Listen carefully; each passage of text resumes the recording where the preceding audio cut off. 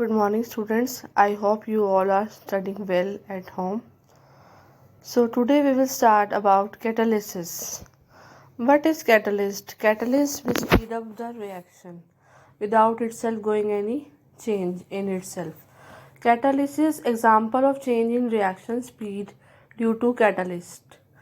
Now I have taken one example before addition of catalyst and after addition of catalyst. Before addition of catalyst. So before addition of catalyst, potassium chlorate when heated strongly decomposes slowly giving dioxygen. In this reaction temperature range is 653 to 873 Kelvin.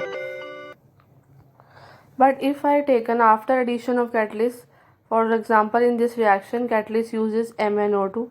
After addition of catalyst the decomposition takes place at a considerably lower temperature, means this temperature range becomes lower, and at a much accelerated rate, means speed of the reaction increases. So the catalyst remains unchanged with respect to its mass and composition. It means catalyst speed up the reaction without itself undergoing any change. Now the definition of catalyst. Catalysts are the substances which alter the rate of a chemical reaction and remain chemically and quantitatively unchanged after the reaction. Now the process of catalysis. The phenomena of alteration in the rate of chemical reaction by the addition of substances which remain unchanged after the reaction is called catalysis, means the process which involves catalyst is known as catalysis. Now we have promoters in catalysis and poisons in catalysis.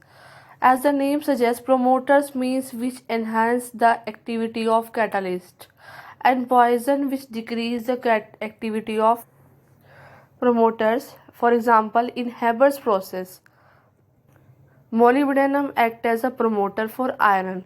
Here I have written the reaction N2 plus 3H2 gives 2NH3. Fe here is catalyst and MO is promoter. Promoter enhance the activity of catalyst, which is used as a act as a promoter. Molybdenum is used as a promoter for iron, which is used as a catalyst. Now the poison which decrease the activity of catalyst. For example, presence of traces of arsenious oxide in reacting gases reduces the activity of platinized asbestos, which is used as a catalyst in contact process. You know contact process is used for the manufacturing of H2SO4.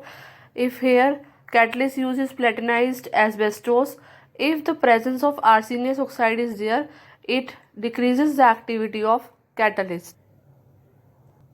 Now the types of catalysis: homogeneous and heterogeneous. Homogeneous catalysis means when the reactants and the catalyst are in same phase, means if all are in liquid or if all are in gas. The process is known as homogeneous catalysis. Example: oxidation of sulfur dioxide in the presence of oxide of nitrogen to form sulfur trioxide.